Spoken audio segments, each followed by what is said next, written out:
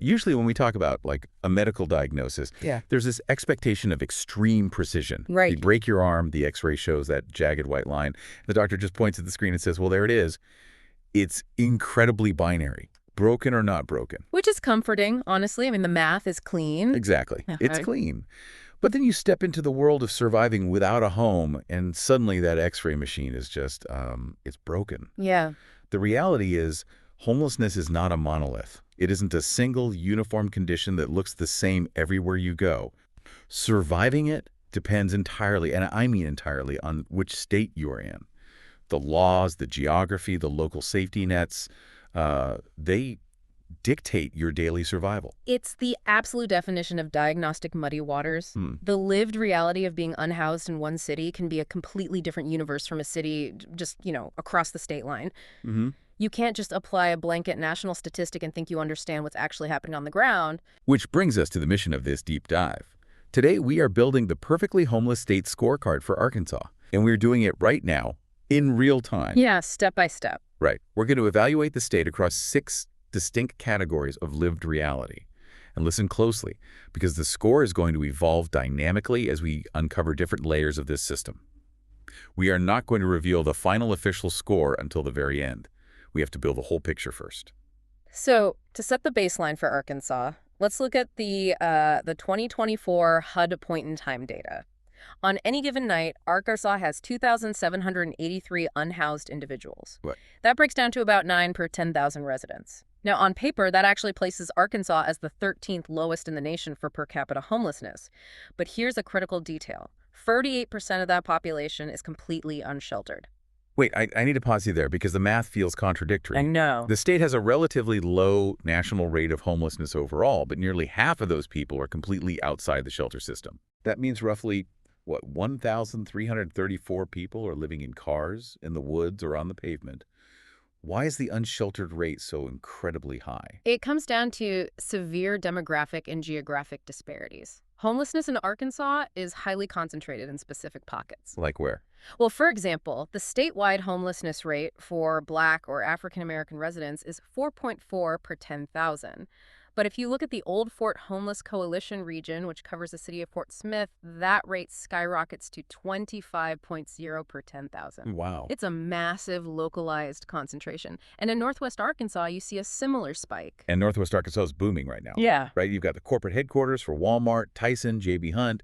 The area is economically exploding. Precisely. And that economic explosion brings gentrification. Property values skyrocket, luxury apartments go up, and the low-wage workers who actually, run the logistics and retail sectors get priced entirely out of their own neighborhoods. Right. These numbers don't exist in a vacuum. They are symptoms of larger systemic pressures pushing people to the absolute margins. Which gives us the perfect starting point to build out this scorecard. To understand why nearly half of these people are unsheltered, we first have to look at the housing market that evicted them in the first place. So let's look at housing affordability. The primary driver here is the widening and arguably insurmountable gap between local incomes and rent prices. Let's look at Fayetteville's 2025 housing assessment. Okay. It revealed that over half of resident households currently need housing priced below the average market rent. Over half. Over half the city. The math simply doesn't work for a huge portion of the population. They are one medical bill or one car repair away from missing rent. I imagine the state isn't just sitting there watching it happen, though. How are they responding to that gap? What's the policy intervention? It's a mix of funding and zoning tweaks, mostly. At the state level, the Arkansas Development Finance Authority, ADFA, recently allocated $6.99 million specifically for non-congregate shelter housing units. Non-congregate, meaning private rooms, right? Like a hotel model instead of a gymnasium full of cots. Exactly. A door you can lock. It's much safer and more stabilizing. Furthermore, there's statewide legislation, Act 313, which requires cities to allow accessory dwelling units, or ADUs. The backyard tiny homes. Right. These are smaller homes capped at 1,000 square feet, or 75% of the primary dwelling size, that homeowners can now build in their own residential backyards to rent out or house family members. Okay, I have to jump in here because relying on ADUs to solve a systemic affordability crisis feels like asking homeowners to build lifeboats in their backyards. That's a good way to put it. I mean, it absolutely helps the people who get a seat in that specific lifeboat, but it doesn't fix the sinking ship. You're shifting the burden of housing creation onto individual citizens who have the capital to build a tiny home, rather than addressing the structural market gap created by massive corporate growth. Yeah. So if I'm building our scorecard, this shifts the score. While ADUs and that ADFA funding for non-congregate shelters are objectively positive steps, the fundamental massive affordability gap keeps our initial score pretty low. And when that affordability gap widens, people inevitably lose their housing. The eviction notice gets taped to the door, which brings us directly to the immediate fallback option, which is shelter access. What happens when you need a bed tonight? Right. And more importantly, what happens when that safety net is already completely full? Because my assumption is that if half the state's unhoused population is outside, the shelters must be bursting at the seams. They are operating at maximum capacity, and the dynamics of how they operate have fundamentally changed. How so? Well, look at New Beginnings in Fayetteville. Historically, shelters across the country see a dip in occupancy during the mild spring and fall months. People might choose to camp when the weather is nice, but recently New Beginnings reported being at or near full capacity year-round. Wait, why? Did the population suddenly double? It's not just new people entering the system, it's that the people inside the shelter cannot leave. Because of that housing affordability crisis we just talked about, there are no cheap apartments to transition into. Oh, I see. So a bed that used to turn over every 30 days is now occupied for 6 months by someone working a full-time job who just can't afford a deposit. The pipeline is clogged. Okay, the math is horrifying. Yeah. If you have a system that holds 80 beds and the beds aren't turning over, what does the 81st person do on a Tuesday night at 11 p.m.? They can't just evaporate. That's where localized, highly specialized facilities try to catch the overflow, but usually only during the day. Okay. In Fayetteville, the Seven Hills Day Center doesn't offer overnight beds at all. Instead, they provide daytime survival basics like meals, showers, laundry. But they also offer incredibly specific, vital logistical support. We're talking Wednesday trips to the DMV to get an ID so someone can apply for a job, and Thursday morning bike repairs so someone can actually commute to that job. That is incredibly practical. You can't get an apartment without an ID. Exactly. And over in Jonesboro, you see the medical sector stepping in where the housing sector failed.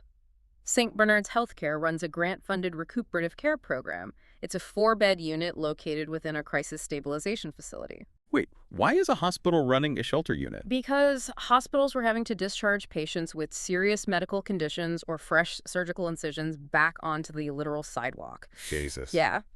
This program acts as a bridge for up to 90 days for people discharged from hospitals who have psychiatric or physical healing to do. It keeps them off the street while they recover, preventing immediate readmission. That's phenomenal work by the hospital, but it highlights a massive systemic failure. A 4-bed medical unit and a day center that fixes bicycles as vital and life-saving as they are do not solve the core math problem of where you sleep at midnight. No, they don't. Based on this, the current draft score is, well, it's flashing on screen now. Yes. For those watching or visualizing along, take a look at the draft score overlay right now. Notice that number, but I need to emphasize heavily to everyone listening, this is not the final score. Do not get comfortable with that number, because the upcoming categories, especially how local municipalities police the unhoused, could drastically change this preliminary result. And that leads us to the reality of the streets. With the shelters full and the beds not turning over, people are forced to sleep outside. So we have to examine criminalization and enforcement. How do local Arkansas governments treat those who have no legal place to exist? Let's look at the actual laws. Because if you can't afford rent and the shelter says no vacancy, you are pitching a tent. The legal landscape in Arkansas is a highly decentralized patchwork system. There is no statewide ban on sleeping outside, so municipalities set their own rules, and the approach is very wildly, often leaning heavily into enforcement. Right. Let's look at a major event in Fayetteville. In June of 2025, University of Arkansas police and local authorities conducted a soft sweep of a massive forested encampment on 19th Street. Around 80 people, many of whom had lived in that patch of woods for months, were handed a piece of paper and told to evacuate immediately. And remember the context we just established. The shelters in Fayetteville were full. So when authorities handed them that paper, where legally were they supposed to go? That is the paradox. Outside city limits. Overnight camping on public land in Fayetteville is illegal. In direct response to that sweep, And recognizing that these 80 people had nowhere to go, a city council member proposed a Safe Camp initiative. What was that? It was a $630,000 plan to provide a sanctioned, secure outdoor site with 40 beds, security, and sanitation. It would give people a legal place to be. The city council voted 5-3 against it. What were the arguments? Why shoot down a managed camp when you just kicked 80 people into the wind? Well, the 3 who voted for it argued it was a basic humanitarian necessity to stop people from freezing in unmanaged woods. The 5 who voted against it cited concerns about site security, staffing costs, neighborhood pushback, and the fear that a nice facility would attract unhoused people from other cities. The magnet theory. Exactly. They argued they needed a broader regional strategy, which effectively meant waiting. But waiting left those 80 displaced individuals with nowhere legal to exist that night. Criminalizing outdoor sleeping when the shelters are completely full is like a brutal game of musical chairs where the city has actually removed all the chairs, but you are still penalized when the music stops. We see this exact tension statewide. Let's look at Fort Smith, following the Supreme Court's Grants Pass decision. And for anyone who missed that, the Grants Pass ruling was a massive Supreme Court decision that essentially said cities can legally ban people from sleeping outside or using camping gear, even if the city has absolutely zero available shelter beds to offer them. It decoupled enforcement from shelter availability. Exactly. So, empowered by that ruling, Fort Smith debated an incredibly strict camping ban that would have criminalized maintaining a campsite or using a tarp for more than 24 hours. Now, it was narrowly defeated 4-3 in late 2024, but the board plans to review it again in March 2026. It's still looming. Very much so. What's fascinating here is where the pushback came from. Fort Smith's own police chief, Danny Baker, publicly opposed the ordinance. He stated that police officers should not be forced to act as housing coordinators or social workers. He's basically saying, don't make my officers arrest people just because housing failed. Right. Meanwhile, in Jonesboro, it's a different angle. Their zoning code strictly bans using RVs or campers for living or sleeping entirely, effectively criminalizing vehicle dwelling. This lowers the overall picture substantially. When a state has a patchwork of heavy penalties for simply existing outside, it criminalizes survival. Right. And if your tent gets swept by police and you know you can't sleep on the sidewalk without risking arrest, pulling together enough cash to buy a cheap car or an RV seems like the safest next step. You can lock the doors. It is the next logical step for thousands of people. But as we transition to looking at vehicle dwelling friendliness, we see that the legal framework doesn't support that logic at all.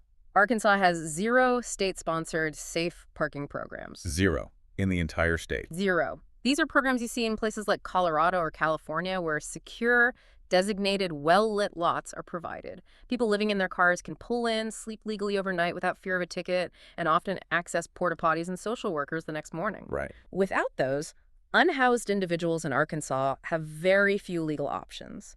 Now, the Arkansas Department of Transportation does allow 24-hour parking and sleeping inside your vehicle at highway rest areas. Their goal is to prevent driver fatigue. But you cannot set up any outside camping gear. You can't put a chair out. Okay, so a rest stop works for a single night if you're just passing through. Yeah. But you can't establish a routine there without drawing attention. What about long-term survival? If you live in your Honda Civic, where do you park for a month?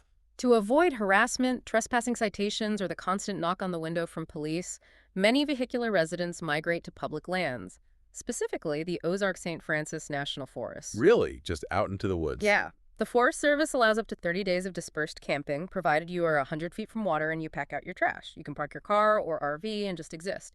But if we connect this to the bigger picture of escaping homelessness, relocating to a national forest creates a massive service chasm. Because you're in the woods. Let's really paint this picture. The safest legal option to not get arrested is to drive miles out into a national forest. But by doing that, you're effectively cutting yourself off from the exact resources you need to escape homelessness. Exactly. You lose access to running water. You can't charge your phone to answer a callback for a job interview. You are miles away from the Seven Hills Day Center to get your ID. You're burning a gallon of gas you can't afford just to get to a grocery store. This shifts the score. We have to adjust the score downward to reflect the extreme isolation required just to use a vehicle legally. You are trading systemic support for physical safety from the police. Which brings us to a critical pivot point in our deep dive. With the unhoused population scattered by local sweeps, hiding their vehicles in rest stops, or driven deep into the national forests to avoid arrest, how does help actually reach them? What do outreach and social services look like in this environment? This is where the story of Arkansas takes a really fascinating turn, because the safety net isn't coming from where you'd expect. No, it isn't. Because where the municipal systems have created massive voids through bans and enforcement, incredibly robust grassroots networks have stepped in to fill them. Let's look at Central Arkansas. A group called The One, Inc. operates a program simply known as the van. The van. Yeah. Instead of setting up a static brick and mortar building and expecting exhausted, unhoused people to somehow find transportation to get there, the van is a mobile unit. They load up and drive directly to the hidden camps in the woods, under the highway overpasses, and out to the isolated vehicles. They deliver food, water, hygiene supplies, and sleeping bags right to the point of need. They bypass the service chasm entirely. Exactly. And they don't stop there. They also run The Field, which is an urban farm in North Little Rock. It doesn't just provide fresh produce for the community, it offers unhoused individuals a chance to earn a daily wage by working the farm. It offers immediate dignity and cash in hand without the barrier of a formal background check or a permanent address. It's the ultimate relational approach, meeting people exactly where they are physically and financially. And we see this ingenuity across the state. In Northwest Arkansas, you have an organization called HARC. HARC maps the region's incredibly fragmented resources and manages the Arkansas 211 helpline. They function as massive connective tissue, actively guiding people through the maze of rent assistance applications and medical care. And remember St. Bernard's in Jonesboro, the hospital with the 4-bed bridge unit. Yeah, the recuperative care program. Their program doesn't stop when you leave that bed. They provide up to a full year of follow-up support after someone is finally permanently housed. They know that getting the keys isn't the end of the risk. They help with utility deposits, grocery assistance, and transit passes to ensure that person doesn't fall right back into homelessness 3 months later. I have to point out the deep irony here. The most effective life-saving systems operating in the state are non-governmental citizens. It is regular people literally driving vans into the woods to do the active outreach work that the municipal systems won't do, but they are keeping people alive. This raises the overall picture. It acknowledges the incredible resilience, innovation, and sheer willpower of Arkansas's grassroots community. It is heroic work. But outreach alone isn't a permanent solution. It is a stabilizer. It stops the bleeding. Which brings us to our final metric, which is pathways to permanent housing.